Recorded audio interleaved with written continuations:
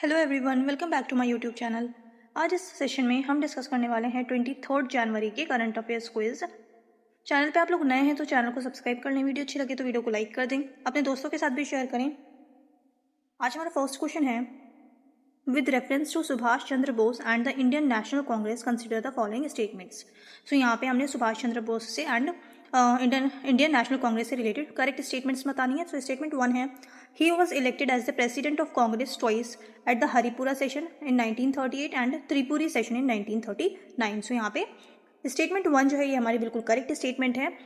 जो सुभाष चंद्र बोस हैं इन्हें कांग्रेस का प्रेसिडेंट 2 बार बने हैं, ये एक बार 1938 में और एक बार 1939 वाले सेशन में। 1938 में हरिपुरा सेशन हुआ था एंड त्रिपुरी सेशन जो है 1939 में हुआ था। एंड ये जो सेशंस हैं ये बहुत इंपॉर्टेंट सेशंस हैं आईएनसी के।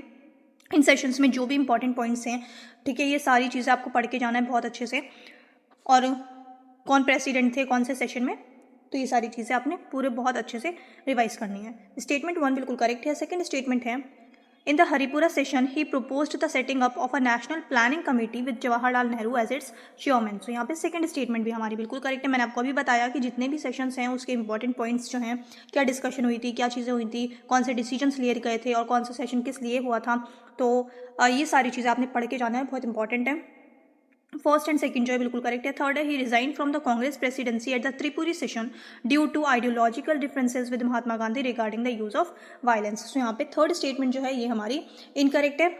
ये हमारी इनकरेक्ट स्टेटमेंट है बिकॉज ये यहाँ पे जो स्टेटमेंट में जो रीज़न दिया गया है कि डिफरेंसेस थे, आइडियोलॉजिकल डिफरेंसेस थे बिल्कुल महात्मा गांधी के साथ सुभाष चंद्र बोस के, बट यहाँ पे जो रीज़न था उनकी डिजाइनेशन का वो क्या था, इंटरनल पॉलिटिक्स शुरू हो गई थी। जो गांधी जी के कैंडिडेट थे पत्ताभी सीतारामैया। सो पत्ताभी सीतारामैया हार गए थे प्रेसिडेंसी इलेक्शन में एंड सुभाष चंद्र बोस प्रेसिडेंट बन गए थे।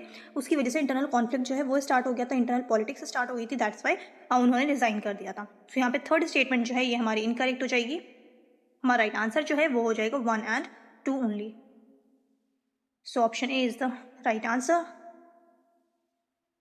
नेक्स्ट है, regarding the free movement regime between India and Myanmar consider the following statements. So यहाँ पे भी हमने करेक्ट बतानी है, फ्री मूवमेंट रिजाइम जो इंडिया एंड म्यांमार के बीच में है, इससे रिलेटेड करेक्ट स्टेटमेंट बतानी है। स्टेटमेंट 1 है, it allowed tribal people living within 16 kilometre on either side of the border to cross over with a simple border pass. तो यहाँ पे स्टेटमेंट 1 हमारी बिल्कुल करेक्ट है। तो आपको किलोमीटर्स पता होने चाहिए कितनी लिमिटेशन है, तो 16 किलोमीटर जो है ये लिमिटेशन है।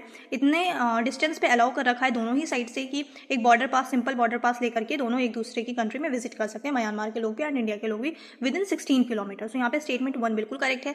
सेकेंड स्टेटमेंट है, the Mizoram government has strongly supported the central government's decision to fence the entire border to stop illegal migration. So यहाँ पे सेकेंड स्टेटमेंट जो है ये बिल्कुल इनकरेक्ट है।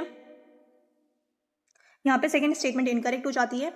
तो यहाँ पे क्या कह रहे हैं कि ये इस वजह से गलत है क्योंकि यहाँ कह रहे हैं कि मिजोरम गवर्नमेंट जो है सेंट्रल गवर्नमेंट को सपोर्ट कर रही है इस चीज़ में कि पूरा फेंसिंग कर दिया जाए, ठीक है, पूरा बॉर्डर जो है वो फेंस कर दिया जाए। तो ऐसा नहीं है, जो मिजोरम की गवर्नमेंट है वो सपोर्ट नहीं कर रही है सेंट्रल गवर्नमेंट को, बिकॉज मिजोरम की गवर्नमेंट का कहना है कि उनके जो बेसिकली एथनिक रिलेशनशिप्स हैं दोनों कंट्री के बीच में, तो वो ख़राब हो जाएंगे। तो ये पूरा सपोर्ट नहीं करेगी सेंट्रल गवर्नमेंट को इस चीज़ के ऊपर कि वो पूरा फेंस किया जाए बॉर्डर।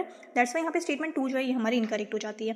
थर्ड है, द टर्मिनेशन ऑफ एफएमआर क्या free movement regime is aimed at curbing the Golden Triangle drug trafficking route. So यहाँ पे थर्ड स्टेटमेंट भी हमारी बिल्कुल करेक्ट है। करेक्ट पूछ रहे थे, the right answer is option B 1 and 3 only. Next है, with reference to the Indian National Army consider the following statements. So Indian National Army से रिलेटेड हमने यहाँ पे करेक्ट स्टेटमेंट बतानी है। स्टेटमेंट 1 है, the idea of the INA was first conceived by Subhash Chandra Bose in Germany. So यहाँ पे statement 1 बिल्कुल इनकरेक्ट है, बिकॉज अगर हम INA की बात करते हैं तो इसकी जो ओरिजिनल आइडिया था वो किसने दिया था, मोहन सिंह ने दिया था। मोहन सिंह ने दिया था कहाँ पे, माले में, माले कैंपेन के वक्त। सो माले कैंपेन के वक्त मोहन सिंह ने सबसे पहले जो INA का आइडिया दिया था मोहन सिंह ने दिया था। दैट्स वाई यहाँ पे स्टेटमेंट 1 जो है ये हमारी इनकरेक्ट हो जाती है, और सुभाष चंद्र बोस ने इसे बाद में रीऑर्गेनाइज किया था। सो यहाँ पे स्टेटमेंट 1 हमारी इनकरेक्ट है बिकॉज ओरिजिनल आइडिया किसका था, ये मोहन सिंह का। नेक्स्ट है, it include a women's regiment named the Rani of Jhansi regiment headed by captain Lakshmi Swaminathan. तो यहाँ पे सेकंड स्टेटमेंट हमारी बिल्कुल करेक्ट है। जो रेजिमेंट्स बनाए गए थे इंडियन नेशनल आर्मी में, तो एक रेजिमेंट का नाम था रानी ऑफ झांसी रेजिमेंट, और इस रेजिमेंट को हेड कौन कर रहे थे, इस रेजिमेंट को हेड कर रहे थे लक्ष्मी स्वामीनाथन। सो स्टेटमेंट 2 हमारी यहाँ पे बिल्कुल करेक्ट स्टेटमेंट है।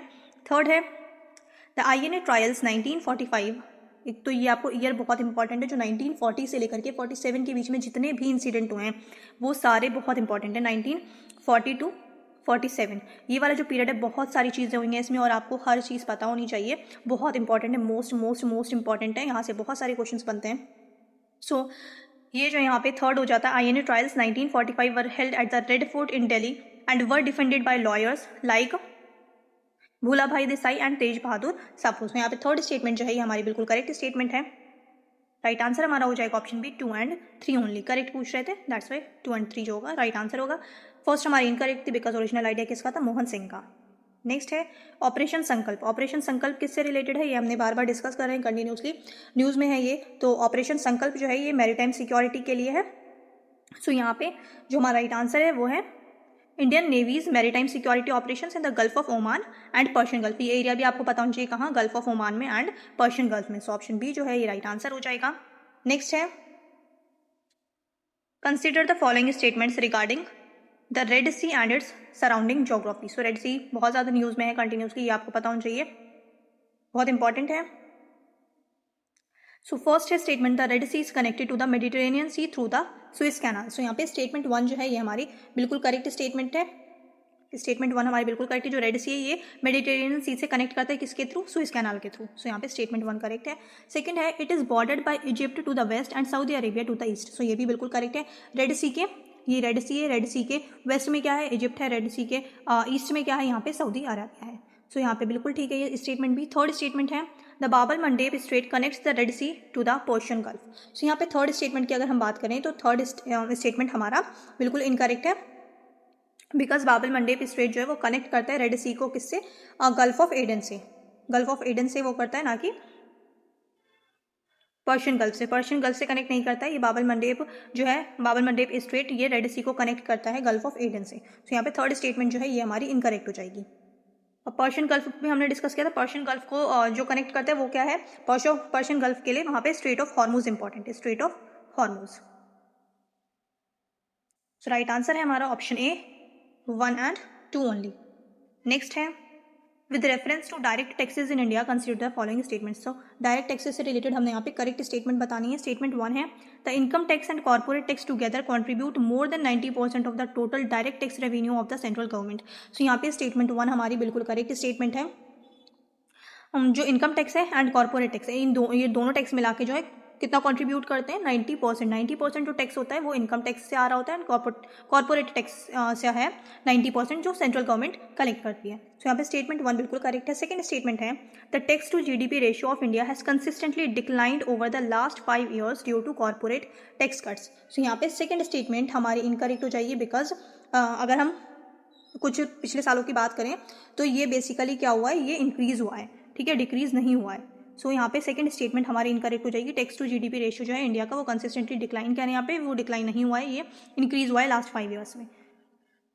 नेक्स्ट स्टेटमेंट है यहाँ पे direct taxes are generally considered progressive in nature because they are levied based on the ability to pay. So यहाँ पे थर्ड स्टेटमेंट हमारी बिल्कुल करेक्ट स्टेटमेंट है। हमसे करेक्ट पूछ रहे थे, राइट आंसर होगा हमारा 1 एंड 3 ओनली। सो करेक्ट है हमारा option B 1 and 3 only. Next है the term strategic autonomy often used in India's foreign policy discussion. So strategic autonomy की बात करें तो ये क्या है, the ability of a nation to take independent foreign policy decisions without being part of a formal military alliance. So option B जो हो जाएगा यहाँ पे करेक्ट आंसर हो जाएगा। नेक्स्ट है consider the following pairs of news items and their keywords.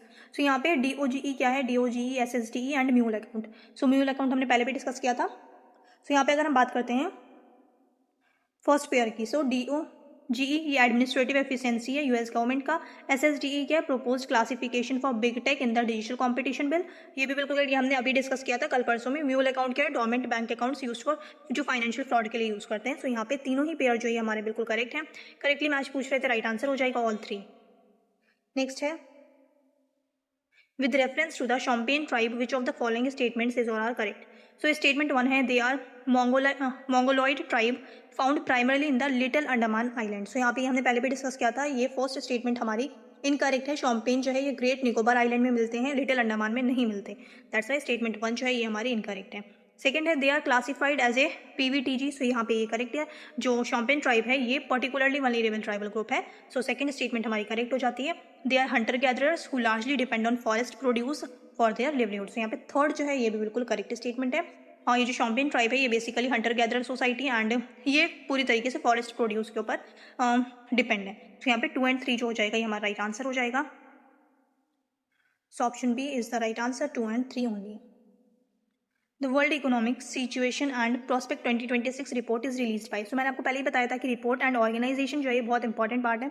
यहाँ से क्वेश्चंस बन जाते हैं, स्टेटमेंट्स में भी पूछा जाता है, तो आपको रिपोर्ट्स की जो रिपोर्ट में जो इंडिया की रैंकिंग है वो पता होनी चाहिए, टॉप 3 कौन से हैं, लास्ट कौन है, तो ये सारी चीज़ आपको पता होनी चाहिए एंड कौन सी ऑर्गेनाइजेशन इसको रिलीज करती है, सो ये भी आपको पता होना चाहिए। तो यहाँ पे अगर हम बात करते हैं world economic situation and prospect report, तो ये कौन रिलीज करता है, यूनाइटेड नेशंस डीसा, सो डीसा UN डीसा जो है ये रिलीज करती है। तो यहाँ पे ऑप्शन सी जो हो जाएगा यहाँ पे राइट आंसर हो जाएगा हमारा।